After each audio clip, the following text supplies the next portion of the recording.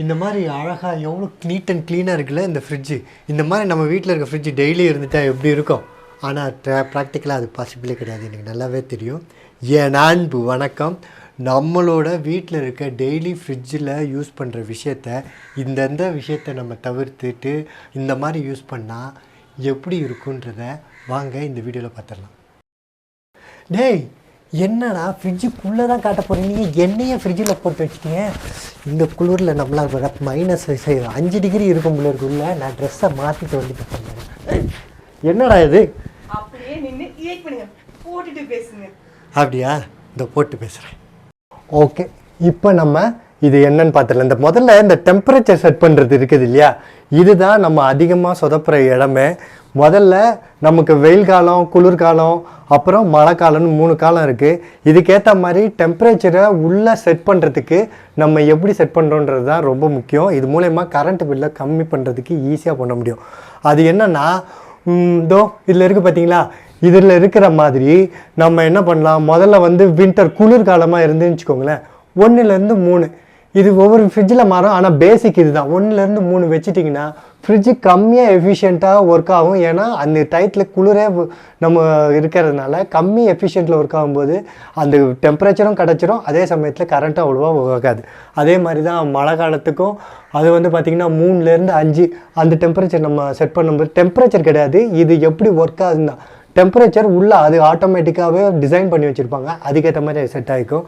அதே மாதிரி தான் சம்மருக்கும் 5லேருந்து ஒரு 7 அப்படி செட் பண்ணிட்டா இது மூலிமா என்ன ஆகுதுன்னா, இந்த மாதிரி சம்மரில் வைக்க வேண்டிய டெம்பரேச்சரில் இல்லை வின்டரில் வைக்க வேண்டிய டெம்பரேச்சரில் சம்மரில் வச்சுன்னு வச்சுக்கோங்க. எக்ஸாம்பிள் 7ல் வச்சு வின்டரை குளிர்காலமாக வச்சுக்கோங்க, சீக்கிரமாக ஏதோ ஃப்ரீசரில் இந்த மாதிரி கல் பாடி ஆக ஆரம்பிச்சிடும்.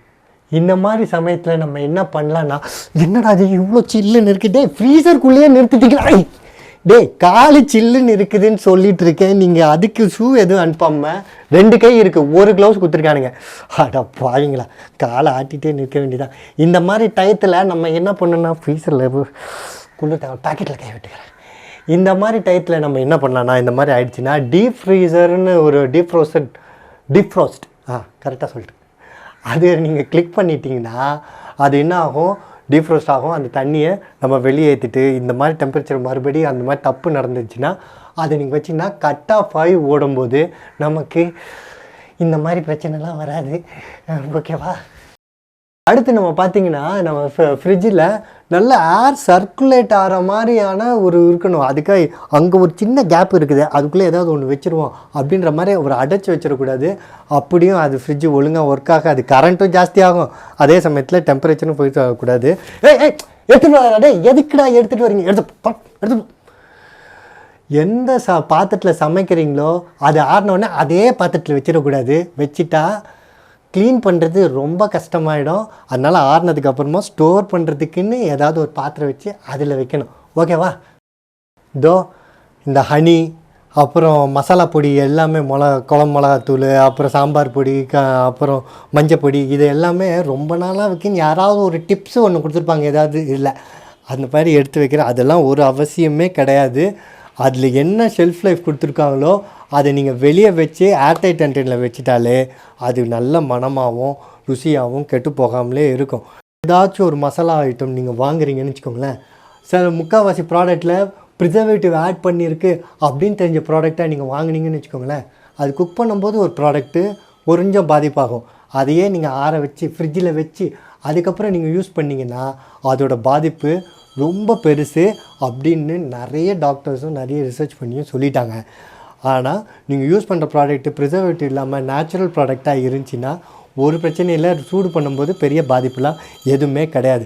அந்த மாதிரி ஹோமில் வீட்டில் அரைச்ச மாதிரியே ப்ராடக்ட்டு சுத்தமாக சுகாதாரமாக ப்ரிசர்வேட்டிவ்ஸு கலர் ஆடிங் இதெல்லாம் இல்லாமல் ஒரு ப்ராடக்ட் நீங்கள் வாங்கணும்னு ஆசைப்பட்டீங்கன்னா SR ஃபுட் ப்ராடக்ட்ஸில் நிறைய ஃப்ரெஷ் மசாலாஸ் இருக்குது.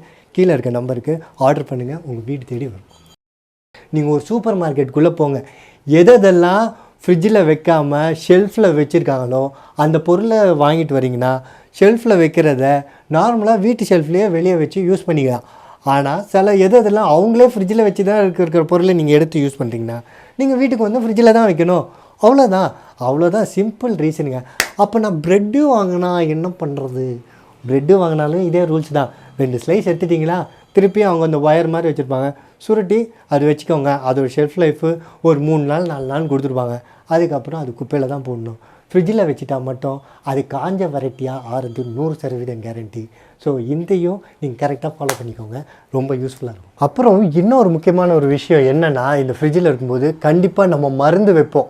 அதாவது ஏதாவது இன்சுலின் ஊசியாக இருக்கலாம், இல்லை வேறு ஏதாச்சும் என்ன வேணால் மருந்து ஏதாவது வைக்கணும்னா அந்த மருந்து கரெக்டாக டோரில் அந்த ஃப்ரீசருக்கு மேலே நீங்கள் வச்சு அப்படி க்ளோஸ் பண்ணுற மாதிரி வச்சிட்டிங்கன்னா ரொம்ப ஈஸியாக இருக்கும். இந்த மாதிரி நீங்கள் பண்ணிட்டா அது டெம்பரேச்சர் கரெக்டாக அந்த இடத்துக்கு போய் சேரும். அந்த மருந்து எந்த ஒரு டெம்பரேச்சர் ஃப்ளக்சுவேஷனையும் அது மீட் பண்ணாமல் இருக்கும். அது ரொம்ப யூஸ்ஃபுல்லாக இருக்கும். இது கண்டிப்பாக மிஸ் பண்ணாமல் பண்ணிவிடுங்க. 1 டைம் யூஸ் பண்ணுற மாதிரி தண்ணி பாட்டில் வீட்டில் வாங்கியிருப்பீங்க, திருப்பி நம்ம வீட்டில் வச்சு யூஸ் பண்ணலான்னு யூஸ் பண்ணாதீங்க. அதுலேயே போட்டிருப்பாங்க, அது ஒரு வாட்டி யூஸ் பண்ணுறது தான், எடுத்து குப்பையில் அது போட்டுடணும். ஏன்னா அதில் டயாக்சின் ஒவ்வொரு டெம்பரேச்சர் வேரி ஆகும்போதும் அதில் டயாக்சின் வெளியாகும். அது இல்லாமல் நம்ம வேறு என்ன பண்ணுவோம், வெளியே ட்ராவல் பண்ணும்போது நம்ம அதில் சுடுதண்ணி ஊற்றி எடுத்துகிட்டு போகலாம் அப்படின்னு நினச்சி எடுத்துகிட்டு போவீங்க. அது சுடுதண்ணி போடுத்தும் போதும் கண்டிப்பாக டயாக்சின் வெளில வரும். அந்த டயாக்சின் என்னப்பா அது டயாக்சின் அப்படின்னு கேட்டிங்கன்னா அது கேன்சரே வர வைக்கும். ரொம்ப சாதாரணமாக நினைக்கக்கூடாது. இது ரொம்ப 10 ரூபா 5 ரூபா மிச்சம் பண்ணுறேன்னு சொல்லிட்டு நம்ம விலை மதிக்க முடியாத நம்ம உயிரை நம்ம ஹெல்த்தை விட்டுற முடியாது. ஸோ அதனால் இதை பார்த்துருங்க. இதில் போட்டிருக்கு பார்த்தீங்களா, இதில் ஸ்டாண்டர்ட்ஸ் இதெல்லாம் பார்த்தீங்கன்னா இந்த ரீசைக்கிள் சிம்பிள் போட்டு நடுவில் ஒவ்வொரு நம்பர் போட்டிருப்பாங்க. அந்த நம்பர் பிளாஸ்டிக் அதுக்கு தான். இதில் பார்த்தீங்கன்னா பெட்டுக்குன்னு போட்டு ஒன்று அதெல்லாம் ஒரு வாட்டி யூஸ் பண்ணி தூக்கி போட்டுடணும். 3 4 ஷாம்புக்கு இந்த மாதிரி பல ரேஞ்சஸ் இருக்குது. நீங்கள் இதை பார்த்து தான் யூஸ் பண்ணணும். நான் ஃப்ரிட்ஜுக்குள்ளேயே இருந்து பேசுகிறதுனால ஃப்ரிட்ஜு ஒரு மைண்ட் வாய்ஸ் சொல்லிச்சு, அதை வேணால் நான் உங்களுக்கு சொல்லிடுறேன். அது என்ன சொல்லிச்சுன்னா, கொஞ்சோண்டு மிச்சமான சட்னி, கொஞ்சோண்டு மிச்சமான பொங்கல், பழைய குழம்பு வச்சுட்டு யூஸ் பண்ணலான்னு நல்ல எண்ணத்தோடு தான் வைக்கிறீங்க. ஆனால் நீங்கள் வச்சதை நீங்களே மறந்துடுறதுனால சில டைம் 1 வருஷம்லாம் ஆகுதாம்மா அதை எடுக்கிறதுக்கு. அதுக்கு மேலே என்னென்னமோ வளர்ந்து அதுவே ஒரு மரம் மாதிரி பூஞ்சாலாம் வந்து நிற்கிதாம்மா. ப்ளீஸ் அது மட்டும் வைக்காதீங்க அப்படின்னு நான் சொல்லலைங்க, ஃப்ரிட்ஜு சொல்லுது. இதோ பாருங்கள், இங்கே பாருங்கள், இது நான் நிஜமாலே எடுத்தது. என் பையன் ஸ்கூலுக்கு எடுத்துகிட்டு போகிற இரேசரை எப்படி வச்சுருக்கேன் பார்த்தீங்களா, இது மாதிரிலாம் வச்சுருப்பாங்க. அப்பப்போ அதுலேருந்து எடுத்துடணும். அப்புறம் ஜாமெண்ட்ரி பாக்ஸாக இருக்கிறதுக்கு பதிலாக ஃப்ரிட்ஜு பாக்ஸாக யூஸ் பண்ணிடுவாங்க. அதனால் இதெல்லாம் எடுத்து போட்டு யூஸ் பண்ணினால் சரியாக இருக்கும். ஃப்ரிட்ஜு கூட நீங்கள் பார்த்துருப்பீங்க, நான் ரொம்ப வீடியோக்காக க்ளீன் பண்ணி அந்த மாதிரிலாம் காட்டல. நார்மலாக ஜெனரிக்காக எல்லார் வீட்லேயும் இப்படி தான் இருக்கும். ஆனால் அதே சமயத்தில் ஒரு மேனேஜபிளாக ரீச்சபிளாக இருக்கிற மாதிரி என்ன பண்ணிக்கணும் தான் நான் முக்கியமான விஷயத்த உங்களுக்கு ஷேர் பண்ணிக்கேன். நீங்கள் ட்ரை பண்ணி பார்த்துட்டு சொல்லுங்கள்.